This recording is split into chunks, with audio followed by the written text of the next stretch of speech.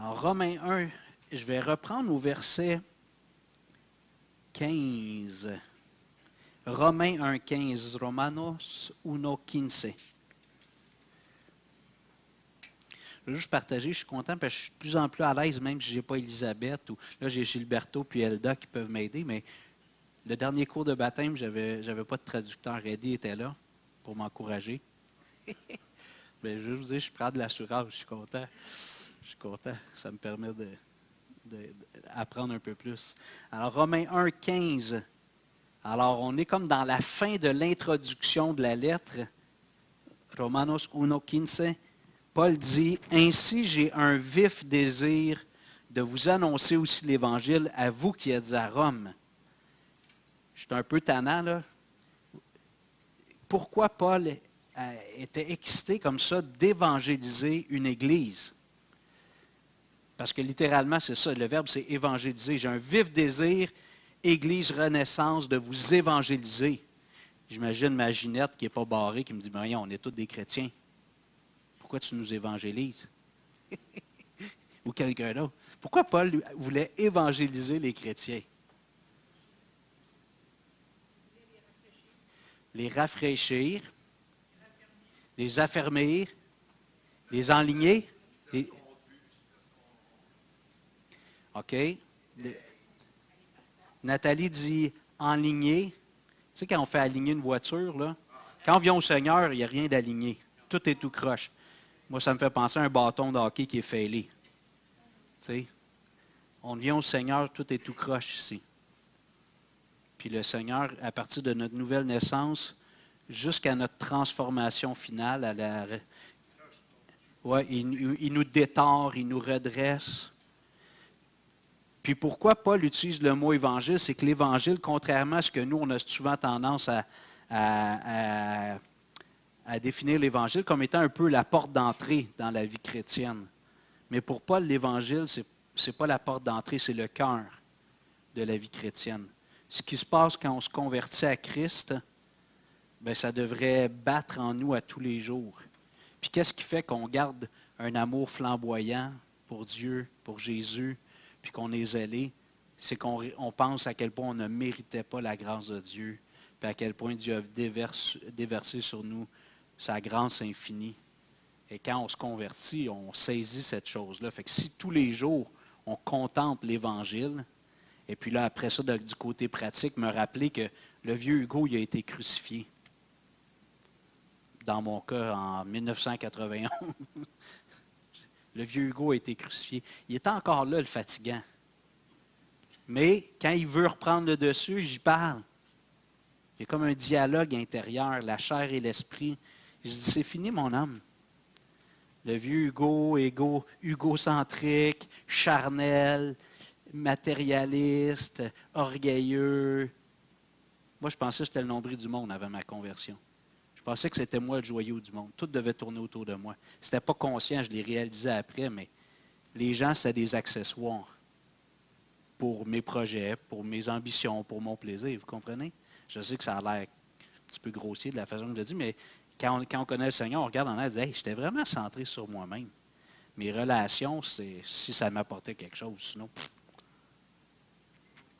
Mais Dieu a changé ça, puis le vieux Hugo est encore là. il faut que je parle des fois, il faut que je le fouette. Alors, Paul voulait évangéliser une église avec des anciens, des pasteurs, des hommes, des femmes matures dans la foi. Il dit, j'ai un vif désir de vous annoncer aussi l'Évangile à vous qui êtes à Rome. Donc, c'est bon de s'évangéliser. On n'évangélise pas juste le monde sans Christ, on s'évangélise les uns. Je ne dirais pas, André, convertis-toi, là, accepte le Seigneur. Il a fait ça, il fait 40, 50 ans, combien? 47 ans. Vous comprenez, c'est pas ça, c'est pas reconvertis-toi. Mais le chemin que tu as fait il y a 47 ans, refais-le à tous les jours quand c'est nécessaire. Quand je réalise que j'ai péché, je dois refaire le chemin de la conversion en quelque sorte. Pas pour le pardon des péchés, mais me repentir, confesser, recevoir le pardon de Dieu, recevoir la grâce de Dieu, me relever puis marcher en nouveauté de vie. Et là, on arrive dans les versets 16 et 17 qui sont un peu le résumé où Paul vient ici déposer, puis il en a parlé avant de l'Évangile. Versets 16 et 17, Romanos 1, 16 et 17.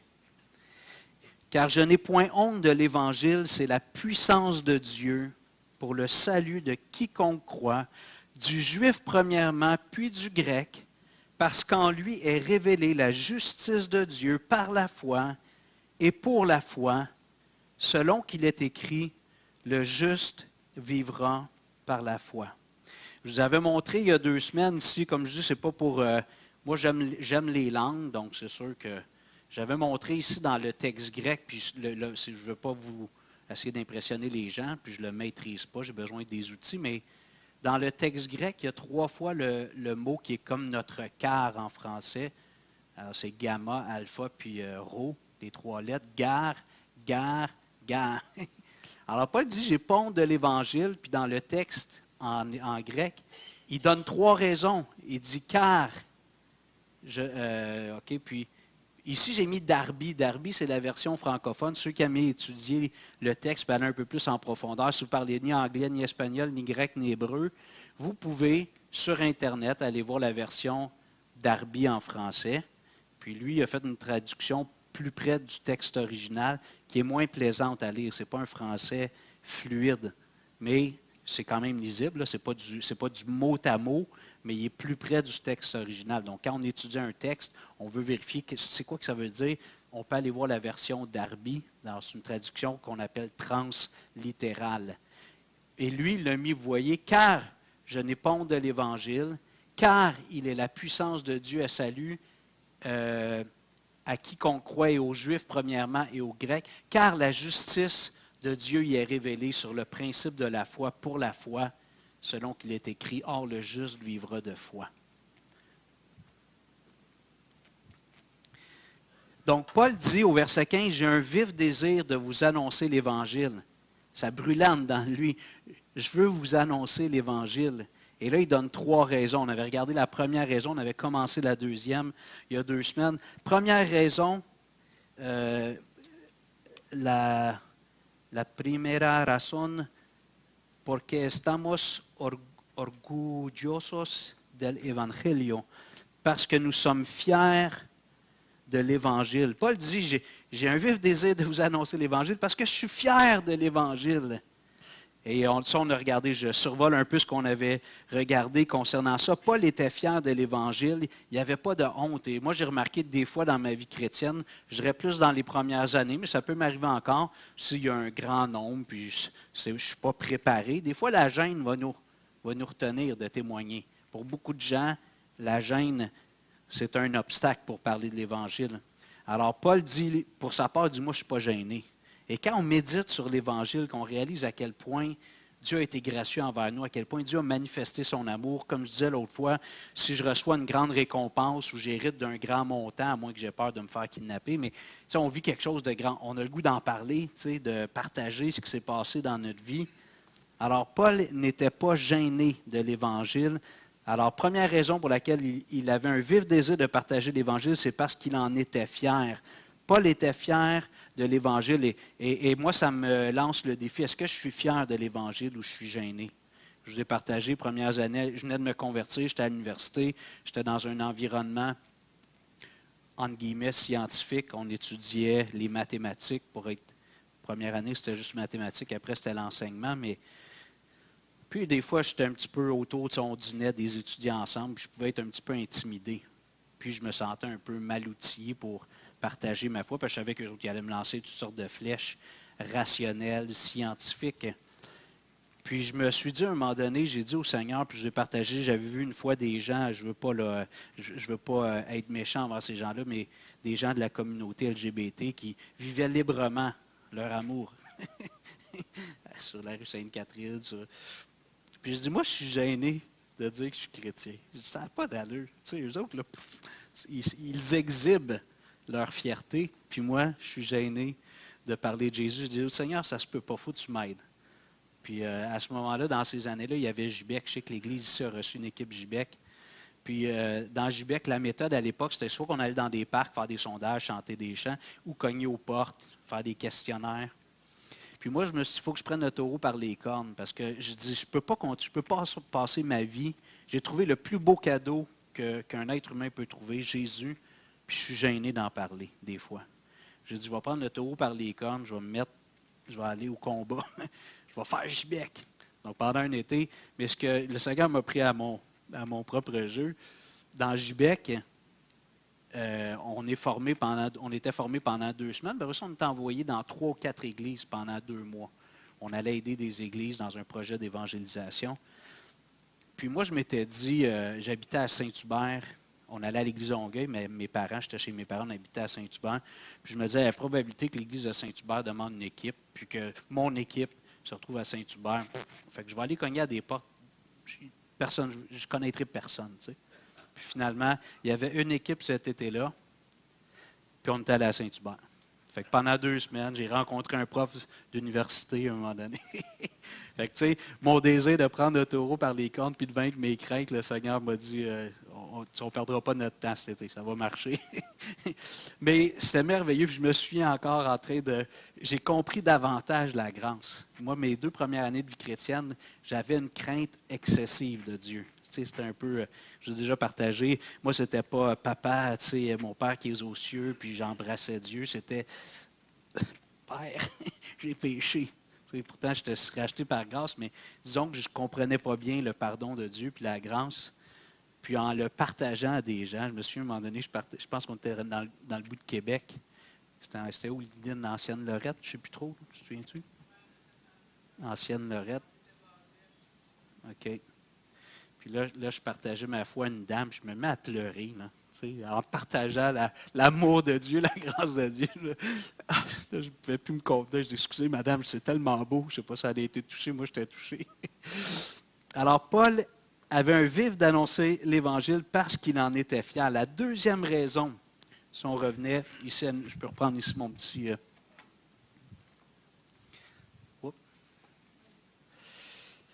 Donc, car je n'ai point honte de l'Évangile. Ensuite, car il est la puissance de Dieu en salut ou pour le salut de quiconque croit, du juif premièrement, puis du grec. Paul disait, j'ai un vif désir d'annoncer l'Évangile aux chrétiens de Rome et au monde entier, évidemment, parce que c'est la puissance de Dieu pour le salut.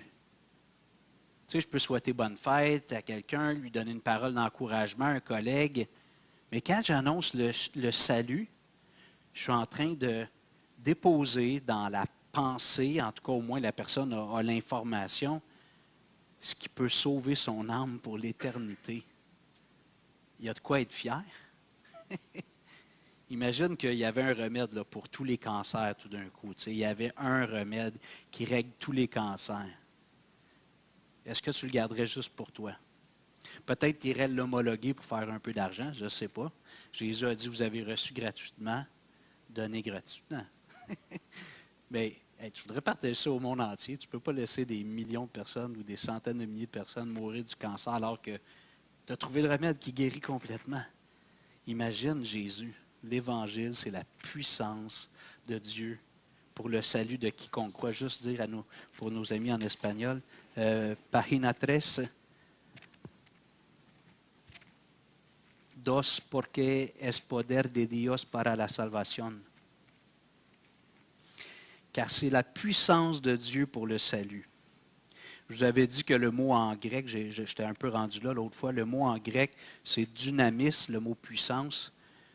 Ça ne vient pas du mot dynamite, c'est notre mot dynamite qui vient du mot dynamis. Mais ça donne quand même une idée c'est percutant, c'est explosif. Quand on donne la formation évangélisation explosive, justement, on dit que l'Évangile, c'est explosif. Ça transforme des vies, ça change des cœurs. Alors, Paul nous dit, la deuxième raison pour laquelle j'ai un vif désir d'annoncer l'Évangile, c'est parce que c'est la puissance de Dieu pour le salut. Le mot salut, André Rousseau, pourrait être dit comment autre mot salut, un autre mot qui serait synonyme d'après toi? Tu as lu dans mes pensées? Non, OK. Tu as étudié, tu as déjà étudié. Le mot salut, c'est délivrance. Alors, l'Évangile, c'est la puissance de Dieu pour délivrer. Et dans le prophète Ésaïe, J'aime le passage, je ne me souviens même pas de tout, mais il y a une partie que j'aime. Ça dit que Jésus vient pour délivrer ceux qui ont le cœur brisé, rendre la vue aux aveugles, puis ceux qui sont boiteux, puis tout ça. Mais entre autres, j'aime cette guérir les cœurs brisés. Et franchement, tous les êtres humains, des fois, là, il y en a que la vie va bien professionnellement, puis tout semble réussir. Puis non, moi, ça va bien dans ma vie, mais on frappe tous des murs. On a tous des épreuves à un moment donné dans notre vie, puis notre cœur est brisé. Des déceptions, soit de soi, soit qui vient de quelqu'un d'autre. Mais l'Évangile, c'est la puissance de Dieu pour te délivrer de cette misère intérieure. J'en avais parlé au Vendredi Saint, mais sur la croix, Christ était réellement puissant. Alors qu'il semblait faible, agonisant, finalement, il a même rendu l'âme. Jésus était puissant. Mais le vrai combat qui est dans chaque être humain, la vraie délivrance dont on a besoin, oui, délivrance d'une maladie, d'un handicap, d'une situation économique, politique difficile, peut-être qu'on vit des moments et on aimerait être délivré de ces situations-là qui sont douloureuses émotionnellement, physiquement. Mais la vraie délivrance, c'est celle du péché qui est dans notre cœur. Moi, j'aime pas la guerre, mais je ne sais pas pourquoi je suis comme attiré par la Deuxième Guerre mondiale, l'histoire. Évidemment, parce que je sais que ça a bien fini. Mais Adolf Hitler avait écrit un livre quand il était détenu en prison, qui s'appelait Mein Kampf, Mon combat. Puis son combat, à lui, c'était pas le péché dans son cœur, c'était les Juifs. Il haïssait les Juifs, ce gars-là, puis vous connaissez la suite de l'histoire.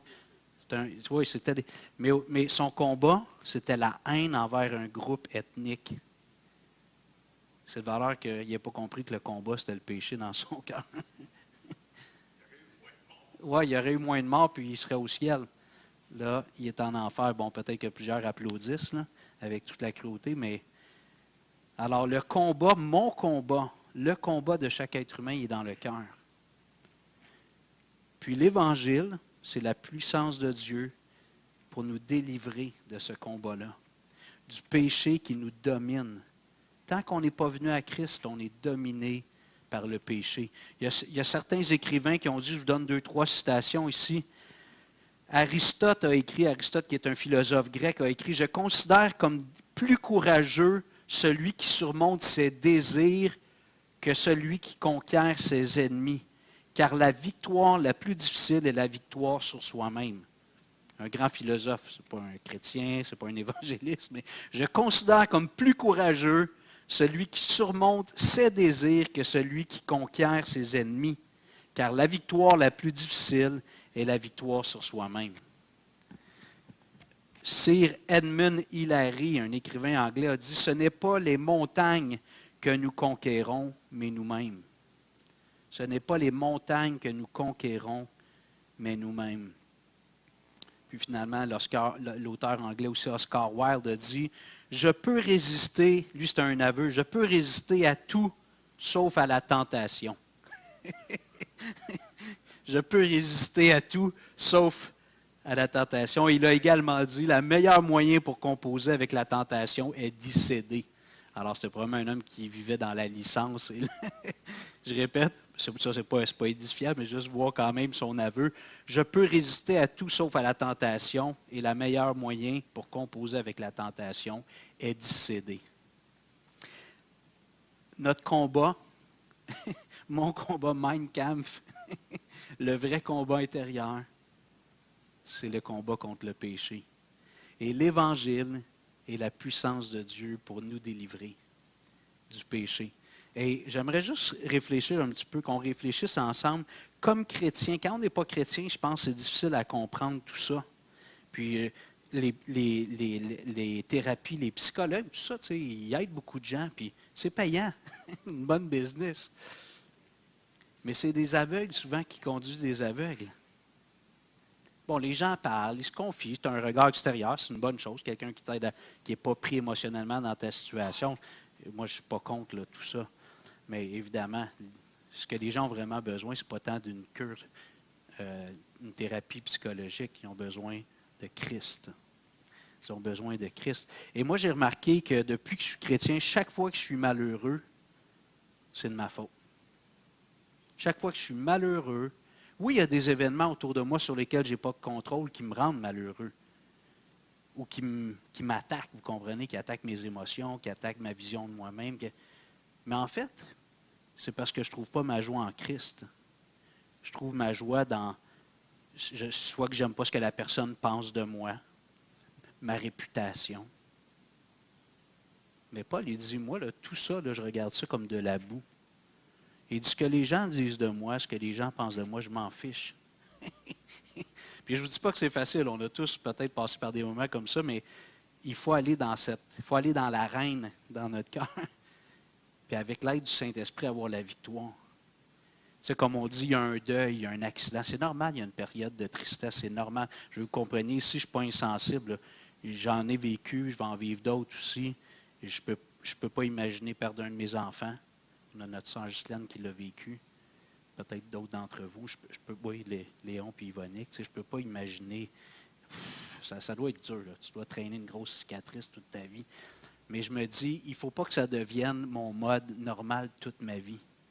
Si je vis une grande épreuve, il faut qu'à un moment donné, j'arrive par la grâce de Dieu. Je me souviens Macula quand elle a perdu sa sœur Anna. Tu sais, j'ai vu pendant un bout de temps, il y avait une lourdeur. C'était ça, Anna, votre sœur, Macula? Après ça, il y en a eu d'autres. Ça s'est comme succédé. Mais à un moment donné, j'ai vu quand même Macula, son sourire revenait. Puis il doit y avoir des matins où Macula est triste, ou Ghislaine, il doit y avoir des matins comme ça, on pense à ses bien-aimés qui sont partis. Mais comme chrétien, on ne peut pas rester toujours dans le deuil. Vous comprenez? Parce qu'il faut refléter la joie de Christ. Puis à quelque part, on n'est pas heureux, franchement, si on est toujours triste. Alors moi, j'ai remarqué que dans ma vie, depuis que je suis chrétien, chaque fois que je suis malheureux, je suis le premier responsable. C'est parce que l'événement qui me contrarie vient embrouiller ma vision de Dieu, vient peut-être mettre des bâtons dans les roues dans mes projets, dans mes choses. Je suis contrarié. Puis chaque fois, je trouve la délivrance en revenant au pied de la croix, en disant au Seigneur, je n'ai pas besoin de ça, de ça, de ça pour être heureux. J'ai Jésus, c'est suffisant. Peut-être que là, vous vivez des choses, vous êtes été raide un matin, mais je pense que c'est ça que j'ai vécu, moi. Je peux vous dire, c'est ça que j'ai vécu. Jésus est suffisant. Paul dit, vous avez tout pleinement en Jésus-Christ. À chaque année, je vais enseigner au camp des boulots dans un camp de personnes célibataires. Puis à chaque année, je dis aux gens, je vais vous donner un conseil, je sais que vous ne l'aimerez peut-être pas, mais si tu n'es pas capable d'être heureux comme chrétien dans ton célibat, tu n'es pas prêt à te marier. Si tu n'es pas capable d'être heureux dans ton célibat, je ne te dis pas que des fois, tu n'aurais pas le goût d'un câlin, une douce moitié, mais si tous les jours, la vie chrétienne est lourde parce que tu n'as pas la femme que tu veux depuis des années, marie-toi pas. Parce que le jour où tu vas te marier, là, cette personne-là va être une idole dans ta vie. Puis tu vas avoir des expectations, des attentes que seul Dieu peut combler. Tu vas t'attendre à ce que cette personne-là soit la princesse, le prince. On a tout un idéal d'amoureux, d'amoureuse. Je dis aux gens, si tu n'es pas capable d'être heureux dans ton célibat, tu n'es pas prêt à te marier. Règle ça si tu es chrétien. Si tu n'es pas chrétien, viens à Jésus. Mais si tu n'es pas chrétien, apprends à être heureux avec Jésus. Moi, je me souviens, je me suis converti, puis j'étais sorti d'une relation, je n'étais pas chrétien. J'étais jeune, là, mais... Puis j'ai dit au Seigneur, je veux être heureux avec toi. Oui, j'espérais me marier. Je ne savais pas, je dis au Seigneur, je veux la femme que tu veux pour moi quand tu voudras. Mais je ne sais pas quand, j'avais 19 ans, je ne m'imaginais pas passer le reste de mes jours tout seul, mais il y en avait qui parlaient de don de célibat. Je disais, j'espère que je n'ai pas ce don-là. J'espère. Il y en a qui m'ont dit, si tu ne le veux pas, c'est parce que tu ne l'as pas, inquiète-toi pas. Il dit, si tu as le goût de te marier, ce qui est plutôt la norme, tu n'as pas le don de célibat, inquiète-toi pas. Mais j'ai dit, OK, Seigneur, celle que tu voudras, quand tu voudras. Le Seigneur était bon, il l'a mis dans ma vie après seulement quelques mois, mais j'étais aveugle. Elle la voyait plus clair que moi. Moi, j'étais aveugle. OK, je m'étire. Alors, l'Évangile. Oui, OK. Mais faites-le. Tu sais, si dans votre vie, vous vivez des temps de... Vous êtes insatisfait, il y a de la tristesse, allez, bon, pas obligé d'être à genoux, mais c'est correct, là. Allez dans votre chambre. Allez marcher dans le bois avec Dieu. Et dites, pourquoi je ne suis pas heureux? Le Saint-Esprit va te parler. Il va dire, c'est parce qu'il y a telle chose puis telle chose. OK, qu'est-ce que je fais avec ça? Ben, c'est le pardon, c'est la guérison, c'est le demander pardon au Seigneur, demander qu'il m'aide à surmonter cette chose-là. OK? Oups. Alors, c'est la puissance de Dieu pour le salut de quiconque croit. Et ici, on aime en tant que chrétien, insister sur le fait que le salut de Dieu,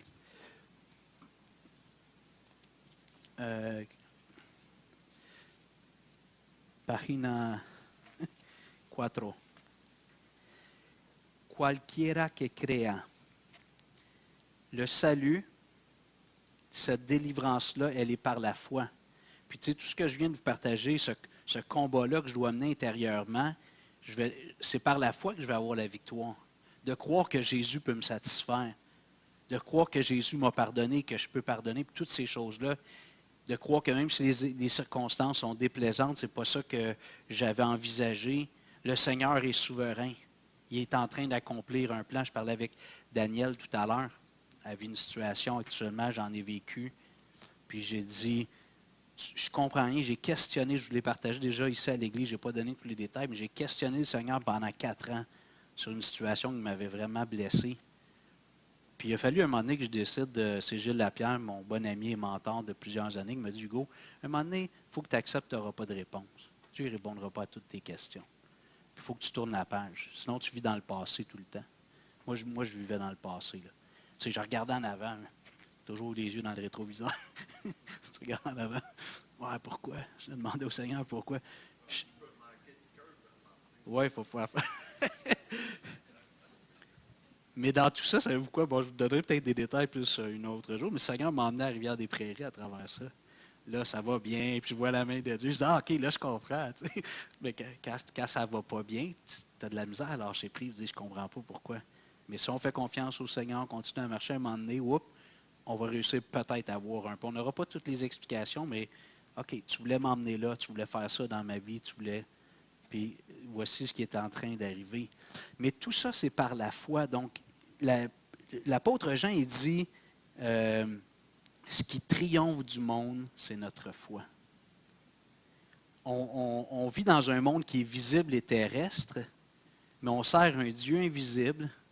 Comme Pierre dit, moi, ma vie a été transformée parce que j'ai rencontré un gars que je n'ai jamais vu vraiment. J'étais amoureux de lui. C'est Jésus, là, vous comprenez? C'est ça que Pierre dit. Vous l'aimez sans l'avoir vu, vous croyez en lui sans le voir encore. On est un peu... hein? Le monde trouve qu'on est fou, mais ils ont raison un peu de penser ça. Nous, on comprend que Jésus est là, mais j'attends un monde que je ne vois pas encore. Mon trésor est dans une sphère que je ne peux pas voir avec mes yeux. Et le combat intérieur, la victoire, tu sais, je n'ai pas vu Jésus, moi, physiquement mort sur la croix. Il y a plein de représentations, mais je n'étais pas là il y a 2000 ans pour... Je n'ai pas vu Jésus ressusciter physiquement. Mais je crois qu'il a triomphé sur le péché, sur la mort. Puis maintenant, il vit en moi. Donc moi aussi, je peux aller de victoire en victoire, triomphe en triomphe. Et ça, c'est par la foi. Et ce que Satan veut faire, là, c'est venir jouer dans notre tête. Notre chair veut jouer dans notre tête. Puis nous dire, c'est pas vrai, tu n'es pas capable. Quand il dit tu n'es pas capable, dis tu as raison. Je ne suis pas capable, mais Jésus est capable. Dis-y. Satan va dire, tu n'es pas capable. Tu as raison. Mais Jésus est capable. Puis Jésus, il vit en moi. Donc, je reviens dans le texte, je m'excuse, car je n'ai point honte de l'Évangile. 3 raisons pour lesquelles il est fier d'annoncer l'Évangile. Premièrement, parce qu'il en est fier, il n'a pas honte. Deuxièmement, parce que c'est la puissance de Dieu pour le salut de quiconque croit. On va voir plus tard dans d'autres chapitres des concepts qui sont un peu plus complexes, mais quand même, l'offre est pour tous. Quiconque croit. Tu veux trouver la victoire sur le péché, tu veux trouver la victoire sur la mort, tu dois croire en Jésus. Et le mot croire, ça veut dire de faire confiance. Oui, de comprendre avec ta tête, mais de déposer ta confiance, ton assurance sur Jésus, pas sur toi. Même chose pour triompher sur nos luttes intérieures. Seigneur, je ne suis pas capable, mais je te remets mon combat. Donne-moi la victoire. Donne-moi de vivre aujourd'hui de façon triomphante. Je me souviens, jeune croyant, là, je pouvais confesser 3 fois la même chose dans une journée. Puis là, un moment donné, Satan ou ma chair me disait, arrête, là, Dieu, il est tanné. Tu sais, j'arrivais, je veux te demander pardon pour ça, Seigneur. Je veux te demander pardon. À un moment donné, je ne sais pas si c'était ma chair ou Satan, mais quelqu'un qui me disait, hey, Dieu, il est tanné de t'entendre toujours confesser les mêmes affaires. Là, j'ai dit ça à un frère dans le Seigneur. Il a dit, non, non, non, ça c'est un mensonge, go. Puis là, tu vas faire comme Jésus dans le désert, tu vas citer un verset. Dieu ne se lasse pas de pardonner. OK, fait que là, quand que ma chair ou le diable me disait Dieu est tanné, je disais non. Je t'avoue que moi, je serais tanné. Imagine quelqu'un 3 fois par jour. Il te donne un coup de poing. À chaque fois, je te demande pardon. Un coup de poing, je te demande pardon. À un moment donné, tu dis arrête, là. Tu dis arrête. Mais Dieu, lui, il est capable d'en prendre, toujours disposé à pardonner. Puis quand on arrête de demander pardon, on s'enlise. Parce que le chemin de la victoire, c'est la confession, l'acceptation du pardon de Dieu, la repentance. Je choisis de ne plus faire ça et je compte sur lui pour aller de victoire en victoire. La force est dans le Seigneur et pas en moi. Alors quand je crois que Dieu est tanné et que j'arrête de confesser, je trébuche sur la porte d'entrée de la victoire. Confesse. 3 fois. Jésus a dit, est-ce que combien de fois je vais pardonner à mon frère? Se rase jusqu'à 3 fois, il dit, ou 7 fois. Ouais. Puis Jésus dit, OK, non, non, non, non, non, non, Pierre, c'est beaucoup ça. Oui, 490, 7 fois 70. 49ers. 490 fois. Donc, cette victoire, on l'obtient par la foi. Donc, pourquoi Paul avait un vif désir d'annoncer l'Évangile aussi aux chrétiens? C'est parce que tout ce que je vous parle, c'est ce que je vis comme chrétien. Vous êtes d'accord? Depuis 20 minutes, je vous parle de ce que je vis depuis que je suis chrétien. Là. Les combats intérieurs, la victoire. J'ai besoin de l'Évangile. J'ai besoin de refaire ce chemin-là, confesser, accepter le pardon de Dieu, me repentir, puis me relever, puis décider par la foi dans la puissance de Dieu. Aujourd'hui, je vais avoir la victoire. Je me souviens, un moment donné, je m'étais fait un calendrier, puis je mettais des petits X quand j'avais tombé dans le même péché. Essayez pas de deviner c'est quoi. Puis le premier mois, il y avait 28 X sur 30 jours. Le deuxième mois, il y en avait 24. Ben, je ne me souviens pas, là. Puis à un moment donné, j'ai eu un mois tout blanc. Wow! Je bénissais Dieu. Puis là, je me suis pensé bon. Fait que l'autre mois après, il y en a eu 15. Parce que là, vu que je me suis pensé bon, je dis, hey, go, t'es rendu pas pire, t'es solide. Oups, je me suis cassé la figure. Le Seigneur m'a dit, non, non, non. Quand Paul il dit, mettez toute l'armure de Dieu afin de tout surmonter, de demeurer ferme quand vous aurez tout surmonté. Moi, j'enlevais l'armure. Hey, un mois blanc, un mois parfait. J'enlève l'armure du chrétien, je mets mon petit maillot, mes gougounes. Satan est revenu, la chair est revenue. Troisième raison. Página 5. Porque revela la justicia de Dios. Parce qu'en lui, ah oui, je voulais juste mentionner avant, je m'excuse, c'est important, puis là, je ne veux pas tomber dans le politique du tout, mais je veux quand même être dans les Écritures. Je m'excuse avant d'aller dans la troisième raison. Paul, il dit, pour le salut de quiconque croit, du juif premièrement, puis du grec. OK? Jésus est venu, puis même les gens, ils ont dit, hey, les apôtres ont dit, on va-tu dans tel territoire où ce n'était pas des juifs? Jésus dit, non, non, non, non, non, non, non. Je suis venu pour les brebis perdues de la maison d'Israël. Vous autres, vous allez aller plus loin après. Jésus a accepté la Samaritaine, la Syrophénicienne, tout ça, Syrophénicienne, mais quand même, mais l'Évangile est premièrement pour les Juifs. Et là, je ne veux vraiment pas tomber dans le politique avec tout ce qui se passe. Sûrement qu'il y a des chrétiens qui ont dit, mais Dieu aime Israël, encore aujourd'hui. OK? Puis, il y a des ministères qui sont pour... Mais ces gens ont besoin d'être sauvés comme tous les êtres humains. C'est pour ça que Paul dit l'Évangile est premièrement pour les Juifs, puis pour les Grecs. Les Israélites et les Palestiniens ont besoin de Jésus. Imagine si 2 se convertissent, puis qu'ils se rencontrent, tout change. Imagine s'il y a une conversion nationale en Israël puis en Palestine, c'est réglé.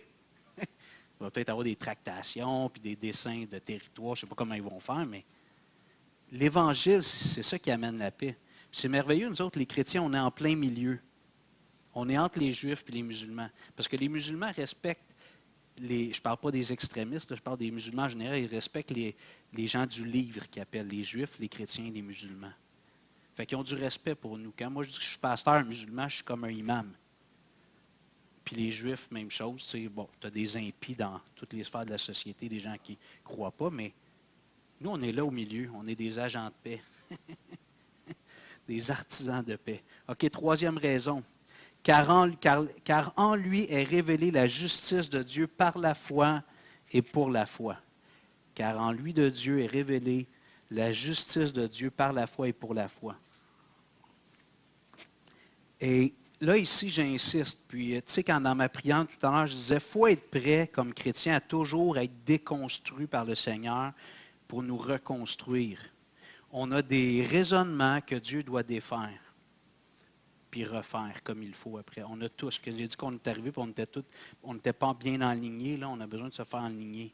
Puis tout au long de notre vie, il y a beaucoup de frères et sœurs ici de longue date, je suis sûr que vous êtes tous d'accord pour dire que Dieu travaille encore dans votre vie.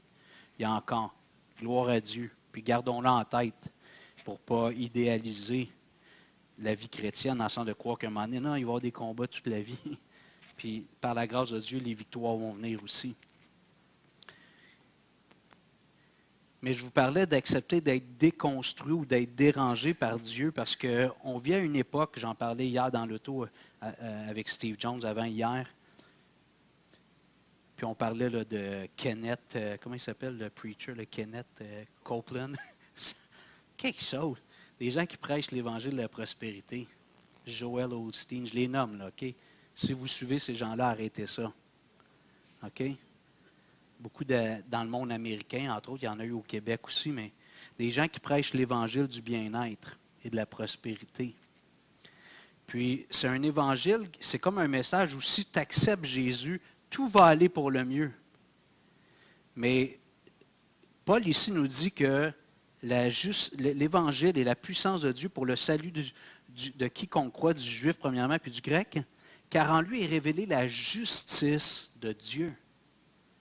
Le salut, c'est premièrement une affaire légale entre nous et Dieu. Je répète, le salut, l'évangile, le problème entre l'homme et Dieu, c'est premièrement une question légale. On est pécheur, on est coupable, et parce que Dieu est juste, on est condamné. Pécheur, pecador, culpable, puis condamné, condamnado, à cause du péché qui est dans notre cœur. Donc, notre problème est légal. Si tu viens ici à l'Église et tu dis, je trouve que les gens sont chaleureux, on n'est pas parfait, là. Ils sont chaleureux. Des fois, Hugo, il me fait rire, André me fait rire.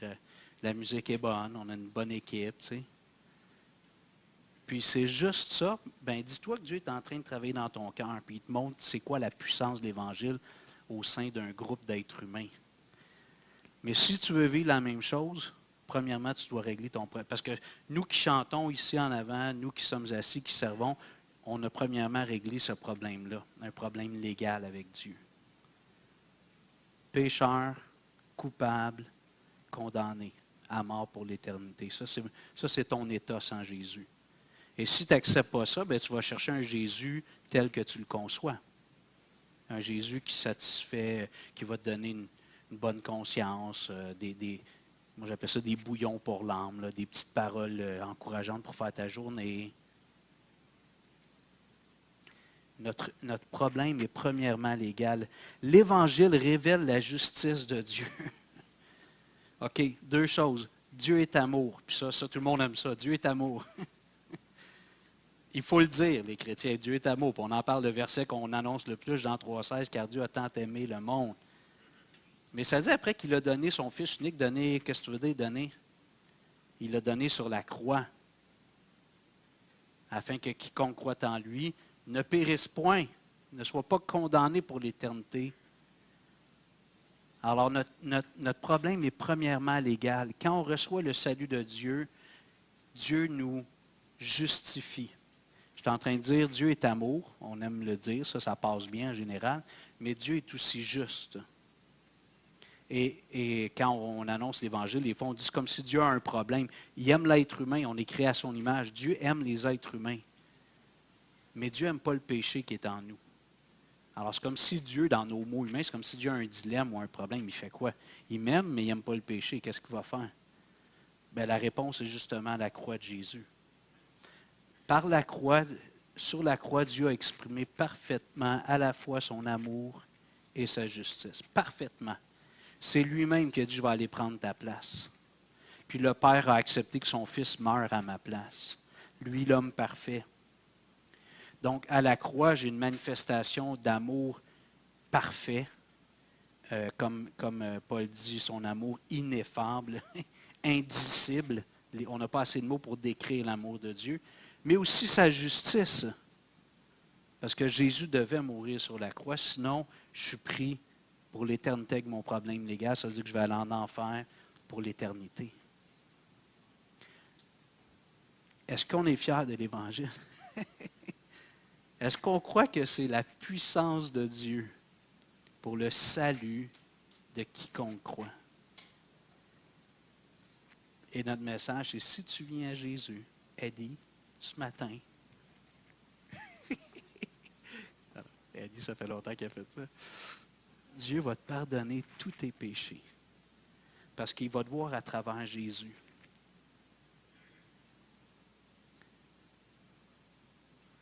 Et Dieu va t'adopter dans sa famille. Au lieu d'être un enfant de colère qui mérite la colère de Dieu, tu vas être un enfant bien-aimé de Dieu. Je ne sais pas si tu as pris cette décision-là, mais je t'invite. On ne veut pas mettre de pression, manipuler les gens, mais ne perds pas une journée de plus. Ne perds pas une journée de plus sans avoir réglé ta situation avec Dieu. Ne perds pas une journée de plus. Chaque journée sans Jésus, c'est une journée perdue. Je veux lire le verset 18, puis je vais arrêter là, parce que je veux commencer à semer dans votre tête ce qu'on va aborder la semaine prochaine. Romanos 1:18. Romains 1:18. OK, là, écoutez bien. Paul vient de dire, j'ai un vieux désir de vous annoncer l'Évangile. Nanana, on vient de voir 3 raisons. La dernière, je suis allé vite un peu, je pense que je vais compléter la semaine prochaine. Mais là, au verset 18, là, il commence son exposé. Il commence son explication systématique. Comme je vous ai dit, dans les écoles de droit aux États-Unis, pendant longtemps, c'était l'Épître aux Romains qui était le manuel pour former les avocats à présenter un plaidoyer solide, bien structuré, un argument, comme on appelle, très bien articulé, très bien réfléchi. Alors, Paul, il vient de finir son introduction, il dit un vif, puis là, il rentre dans le vif du sujet. Et qu'est-ce qu'il dit, les 2 premiers mots du verset 18? La colère de Dieu. Tu sais, on est tous d'accord que si on va cogner aux portes ici à RDP, on va dire, hey, la colère de Dieu est sur toi. Peut-être pas, mais peut-être qu'on ne perdrait pas de temps. On ferait bien des portes. On en pognerait peut-être un qui nous accueillerait. Mais on est d'accord que ce n'est peut-être pas la meilleure approche. Mais quand on veut expliquer de façon systématique l'Évangile, il faut commencer avec Dieu qui est en colère. Dieu est en colère. Mais théologiquement, Dieu est en colère. Quand on commence avec Dieu est amour, on veut arriver avec un petit peu le bouillon pour l'âme. Vous comprenez? On y va avec un petit peu de douceur. Mais, non, je suis d'accord avec toi. Mais tu comprends, mais théologiquement, puis alors je vous invite à lire le reste du chapitre 1 d'ici la semaine prochaine. Ce n'est pas une grande lecture. Puis, je vous invite aussi à accepter que Dieu va vous déranger. Puis j'ai réalisé à travers les années que des fois, comme être humain, quand il y a quelque chose qu'on n'aime pas dans la Bible, ça vient nous heurter un petit peu, on devient sentimental. On est sentimental, ça veut dire qu'on fait du sentiment, puis on n'accepte pas la théologie biblique. On veut entendre quelque chose qui cadre avec notre façon de penser. Il ne faut pas faire ça. Okay? Sinon, c'est là qu'on tombe dans des fausses doctrines, des faux raisonnements. Paul dit, si j'ai à expliquer l'Évangile, je commence par la colère de Dieu. Dieu est en colère. On peut se lever, on va prier.